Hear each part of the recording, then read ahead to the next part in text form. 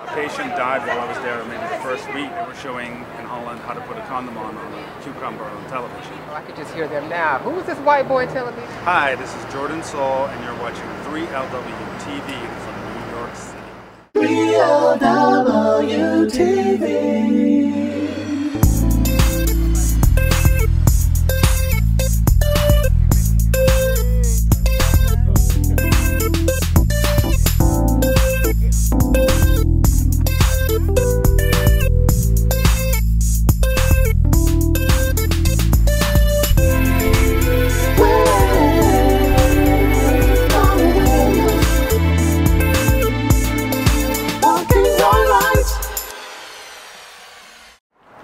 Welcome to 3LW TV. Lonnell Williams coming to you today from my absolute favorite city on the planet, New York City. I miss living here. Hanging out with me on the show today is my very good friend, Jordan Sowle. Hey everybody. Some of you may remember you met Jordan in the Amsterdam video. When I went over there, he took me to that urinal that they were pissing all outside in the middle of the street. What's up with that? Why is it always the bad stuff people remember about Amsterdam? Well, I remember the hookers. You showed me where the hookers were and the tribute to the dead hooker. Mm-hmm. So Americans. We're sitting here at the High Life Park, which when we lived here was just railroad tracks. So I don't know. What do you think about the changes that you've seen in New York? I think it's really maybe necessary because things were getting really bad. But there's a big part of me that misses the old New York the way it used to be. There's divey bars. All that good stuff. Now we're looking at children running around everywhere. And nice families moving into the city and all that other stuff. You send your shit down in trash. Gay yuppies with adopted babies.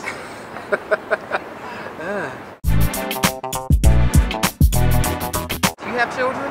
Not yet. Oh, so are you planning to have some? I think so. I have a few in Africa.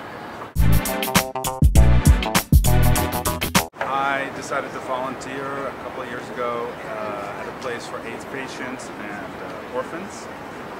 Or I should say kids affected or infected by HIV.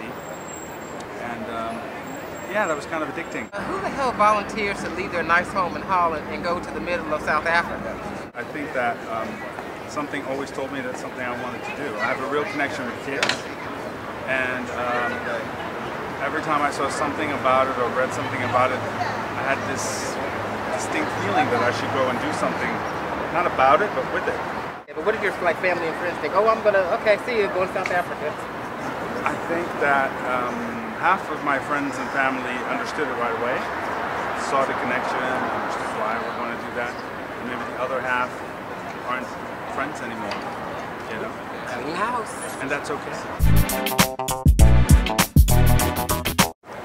To always follow your soul.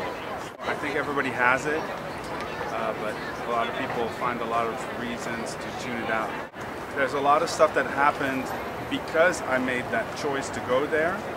I didn't raise a lot of money myself, but because I said I'm going to do it, this whole chain of events came into place, which ended up raising a lot of money for the place that I went to.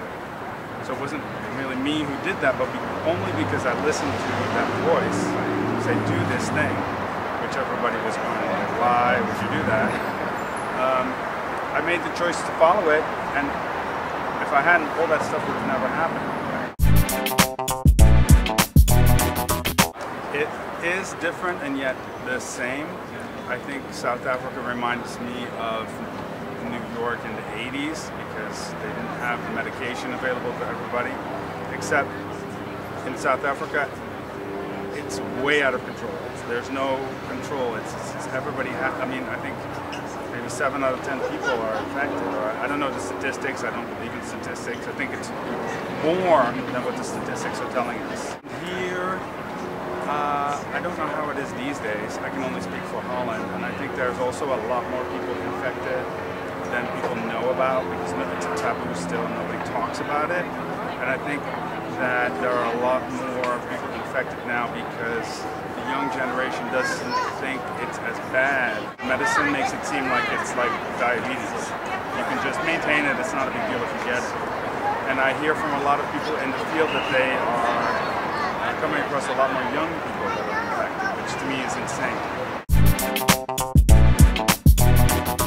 What I find is that there's a lot of focus on prevention, which there needs to be, but so many people are infected, especially in the United States and Africa, all over, and there seems to be no kind of awareness or promotion for what they should do to continue to live healthy lives. It's kind of like, okay, we'll get on some pills and... Well, that's what's misleading about it. People think there's medication, it's all under control, but most people don't know that the medication takes over your life. I would like people to be able to be open and upfront about their status to everyone all the time, because I think that's when people become aware of it. And they're like, okay, I know somebody who's my neighbor, or I know a cousin, or a sister, or a brother who has it. Right, and they don't look sick. Yes, right. Because now they look, it's invisible. Right. It's just like coming out of the closet when you were gay. You know, if you don't know gay people in your surroundings, you can't, understand it or try to understand it or whatever you want to call it.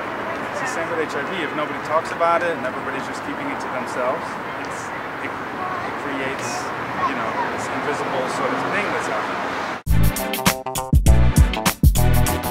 A patient died while I was there, maybe the first week, and they were like wheeling her out on the gurney and putting her away, and on the left there's the kids getting ready for school and for breakfast. And it's just reality. It's just someone's died and life goes on. We lost one girl, her name was Lydia. She was about 8. I mean, that happened after I left the last time. How did that affect you? I was affected by it because it is a job that I was close to. But at the same time, I knew she was twice near death while I was there, so I knew it was a possibility and a reality. And I think being there has made me look at death in a whole different way and not make it into this sort of horror movie, scary thing to be afraid of, but almost to welcome it just as any part of life, like being born is part of life. South Africa is a mix of everything that we know. They had, where I stayed, they had shopping malls, American typical shopping malls, and to the movie theater. And in fact, the Bloomington time where I stayed, the first time I was there, I thought this looks like downtown Brooklyn. But on the Eastern Cape, it's mountains and huts and people living without electricity and running water. Oh, aren't there kids with HIV in Holland? I mean, could you have done no? No, maybe 200. I did the research. Actually, those kids are mostly refugees that have come from other countries. So there aren't even any real Dutch-born native children that have HIV. Oh, what is Holland doing right that the rest of us are not? Education. It's a small country, so it's much, much easier to educate people really quickly on whatever issue. And we're also very liberal. So I remember in the 80s when everybody here was all freaked out about it, they were showing in Holland how to put a condom on a cucumber on television. I think that it's a personal choice. Everything in life is a personal choice. But, I think everybody should be safe in the end. You should choose to love yourself and protect the other person, because really that's what it's about. If you're wearing the condom, you're protecting the other person more than you are even yourself. But, it's all about being safe. What advice would you give to African American men who are like the highest target population contracting HIV? To start loving themselves a little bit more. That would be it's the core of it. So we don't love ourselves. Oh, I could just hear them now. Who is this white boy telling me that I don't love myself? No, it goes for everybody. It's not just about white people. I mean, that's America. Everybody's got to be separated. I say that not just because someone's black. I say that for everybody. You have to love yourself in order to protect yourself. If you don't care about yourself, then obviously it doesn't matter. Thank you for tuning in to 3LWTV. I love and appreciate all of your comments, feedback, and all the love that you're giving the show. Always, always stand in your light.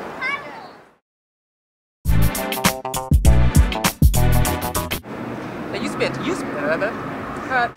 Wait, I don't know what you want me to say. Well, I don't remember the tone that I'm supposed to say. We were talking about the people here that have it. Oh, right, yeah. Because they don't look sick. You've actually spent time living there. You know, what is the hell is my question? That would be my advice. Work on it. Fierce! Real WTV.